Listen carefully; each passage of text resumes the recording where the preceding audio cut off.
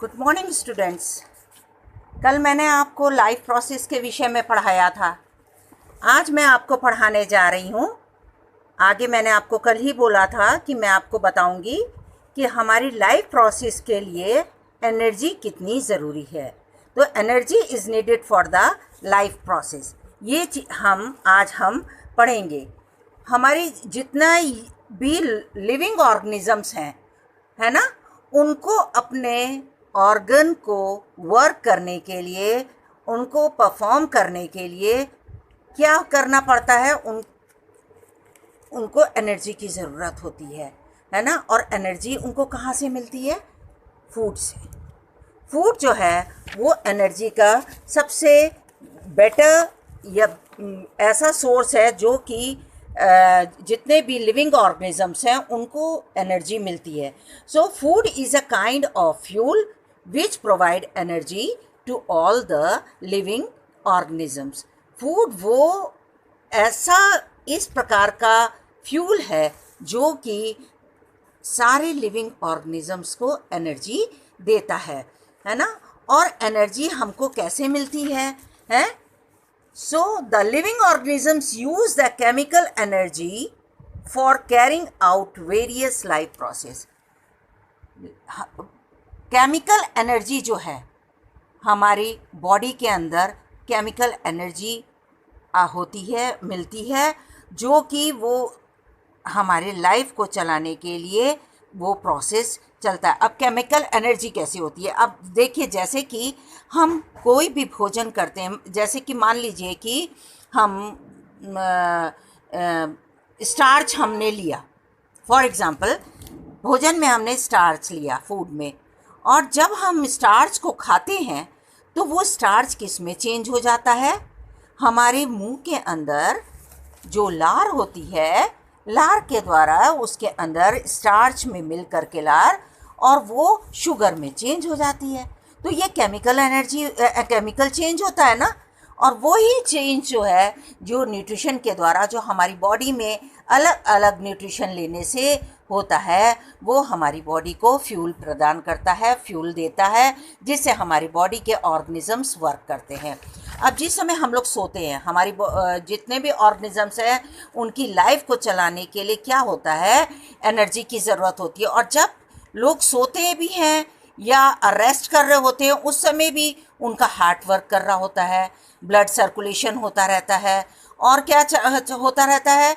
उनका kidney work function करती रहती है, लिवर फंक्शन करता रहता है। ये सब कैसे होता है? ये सारी चीज़ें होती हैं एनर्जी के द्वारा ही। अगर हम बॉडी के अंदर, लिविंग ऑर्गेनिजम्स के अंदर एनर्जी नहीं होगी तो उनका बॉडी कैसे वर्क करेगा, है ना। तो इन सब चीज़ के लिए, लेकिन एनर्जी हमको मिले तो मिले कहाँ से, ये भी तो सोचना है ना। तो सारे लिविंग ऑर्गेनिजम्स जो हैं जिनको एनर्जी मिलती है उनकी बॉडी को, लाइफ प्रोसेस को चलाने के लिए, न्यूट्रिशन के द्वारा।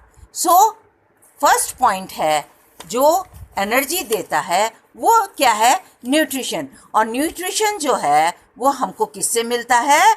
एक ऑर्गेनिक सब्सटेंस होता है जिसको हम फूड कहते हैं। Food is an organic substance. भोजन वो सब्सटेंस है, एक ऐसा ऑर्गेनिक सब्सटेंस है जो हम लेते हैं। किसके रूप में लेते हैं? फ्रूट्स के रूप में लेते हैं, वेजिटेबल्स के, और ये व्हीट है, राइस है, और दूसरी चीज़ें, और इन सब चीज़ें, एग है, मीट है, मिल्क है, सारी चीज़ों से हमको क्या मिलता है? न्यूट्रिशन मिलता है। न्यूट्रिशन मिलने, उससे हमको उन न्यूट्रिशन से क्या मिलता है? हमको कार्बोहाइड्रेट मिलता है। कार्बोहाइड्रेट किस चीज़ से मिलता है? वो शुगर, जो कि शुगर में चेंज हो जाता है।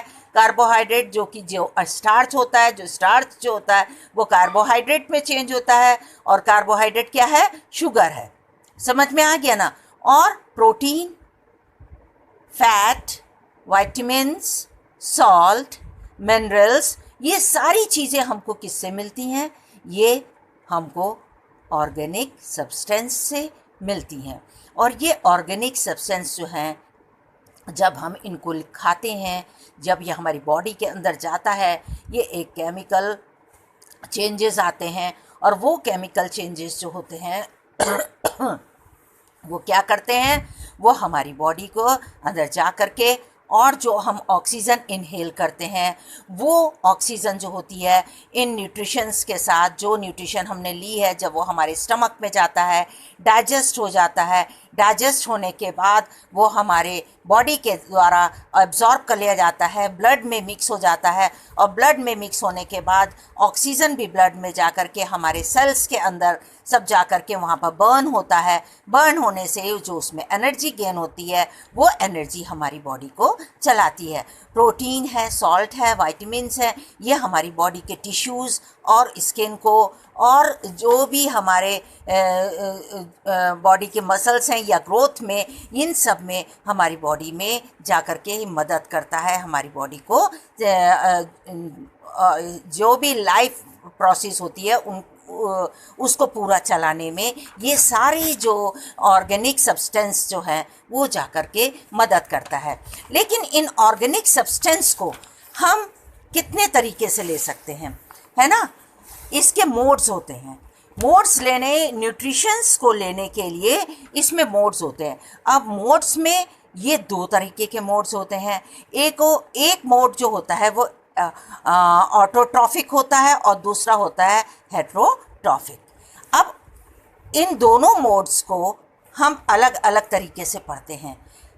ऑटोट्रॉफिक क्या है? ऑटो मीन्स होता है सेल्फ, हम खुद, जो अपना भोजन खुद बनाते हैं। ट्रॉफिक मतलब होता है, ट्रॉफ मीन्स होता है न्यूट्रिशन, है ना? यानी कि ऑटो यानी सेल्फ, अपने आप बनाया हुआ न्यूट्रिशंस। और ये अपने आप बनाने वाला न्यूट्रिशंस कौन करता है? वो ऐसे ऑर्गेनिजम्स करते हैं, ऐसे ये ज़्यादातर किसमें ये कौन करता है? प्लांट्स में होता है। प्लांट्स जो होती है वो carbon dioxide gas, water, sunlight से अपने लिए भोजन तैयार करते हैं, है ना? और वो फोटोसिंथेसिस के द्वारा भोजन तैयार किया जाता है।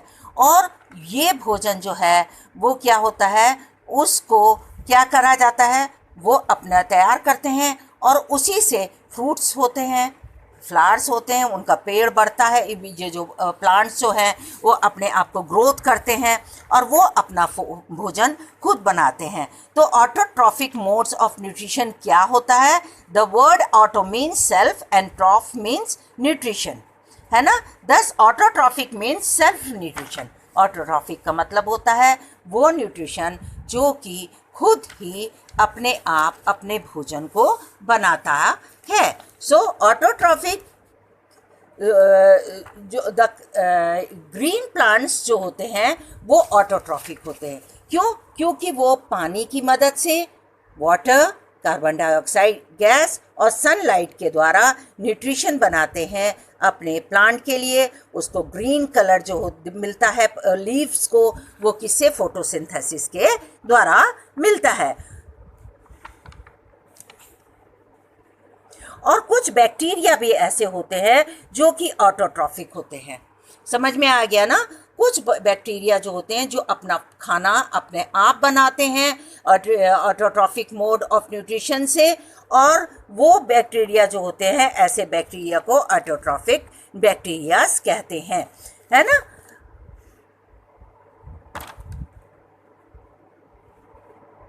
और इस तरीके से हम देखते हैं कि the autotrophic organisms contains the green pigments called chlorophyll which is capable of trapping sunlight energy। और ये जो है autotrophic प्लांट्स जो होते हैं, ऑर्गेनिजम्स जो होते हैं, वो उनके अंदर ग्रीन कलर का फोटोसिंथेसिस के द्वारा ग्रीन कलर का पिगमेंट्स आ जाते हैं। और ये पिगमेंट्स क्या होते हैं? ये क्या करते हैं? ये सनलाइट को अपने अंदर सोखने की क्षमता रखते हैं और उसको सनलाइट को वो अपने अंदर सोखते हैं और इससे इनको एनर्जी प्राप्त होती है। ऑटोट्रॉफिक जो ऑर्गेनिजम्स होते हैं इसी प्रकार से। लेकिन हेटेरोट्रॉफिक मोड ऑफ न्यूट्रिशन क्या होता है?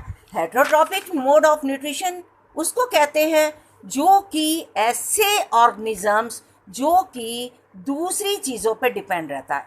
इसमें जो है ह्यूमन बीइंग्स भी हैं, ह्यूमन बीइंग्स और बहुत से एनिमल्स हैं, बैक्टीरियाज हैं, जो कि क्या होता है दूसरे के द्वारा, जो ऑटोट्रॉफिक ऑर्गेनिजम्स जो होते हैं, जो अपना भोजन खुद बनाते हैं, उनको हम खा करके और उनसे हम न्यूट्रिशन लेते हैं, हम उनके ऊपर डिपेंड करते हैं।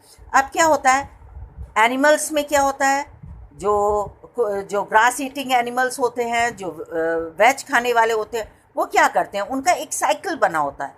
वो क्या खाते हैं, वो ग्रास खाते हैं, लीव्स खाते हैं, फ्रूट्स खाते हैं, ये सब खाते हैं। और ऐसे एनिमल्स जो कि ये ग्रीन वेजिटेबल्स नहीं खाते, वो उन एनिमल्स को खाते हैं, है ना।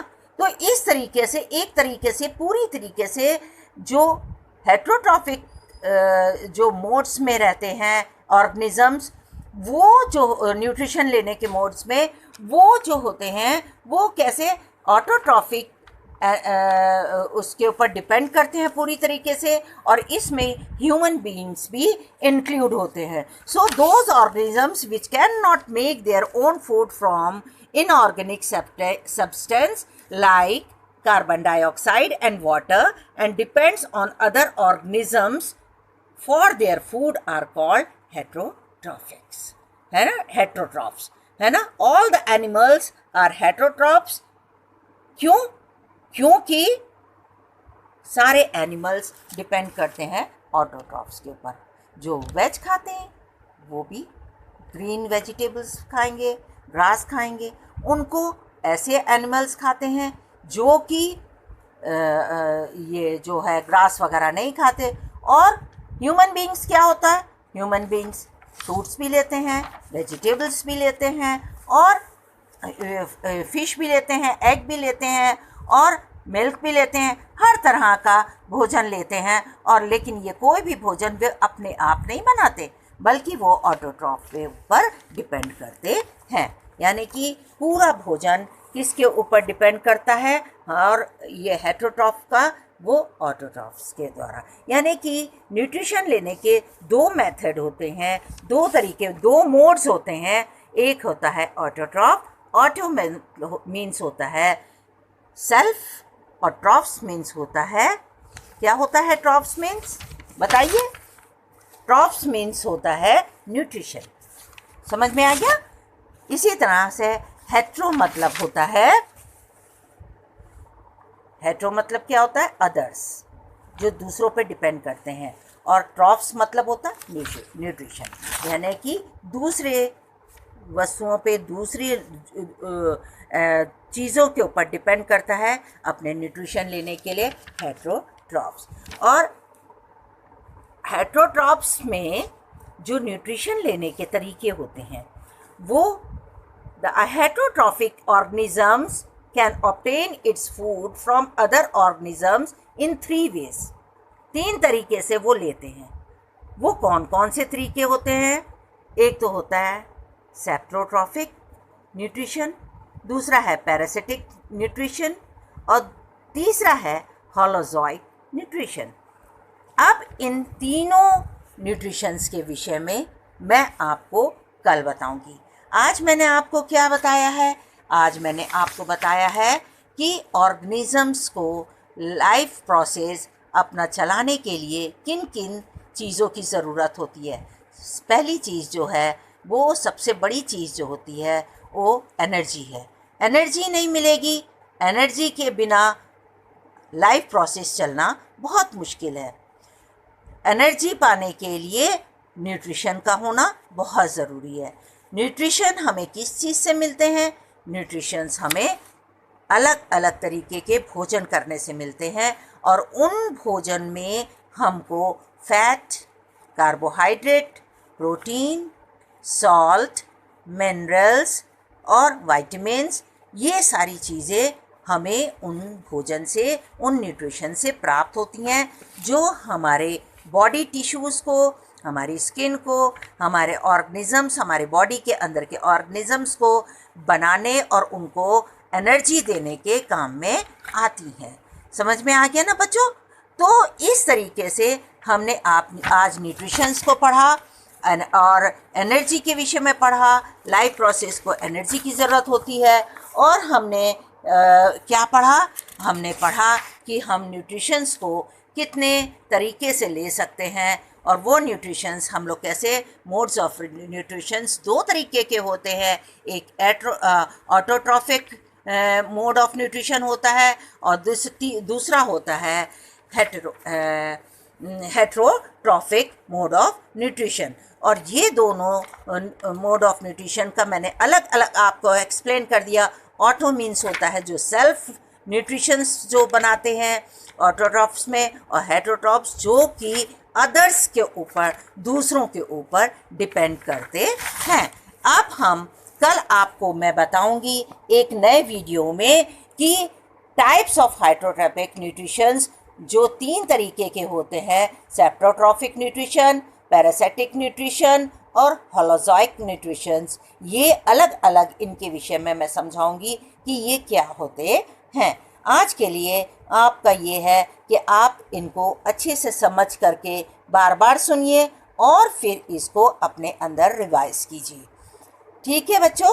ओके बेटा, थैंक यू वेरी मच। कल फिर नए वीडियो के साथ मैं आपके पास आऊँगी, और आप उसको ध्यान से बार बार सुनिए और अपने अंदर याद करते जाइए मैंने आपको क्या बताया है। पॉइंट्स बाय पॉइंट्स मैं आपको डेली नोट्स देती चली जाऊँगी। Thank you very much.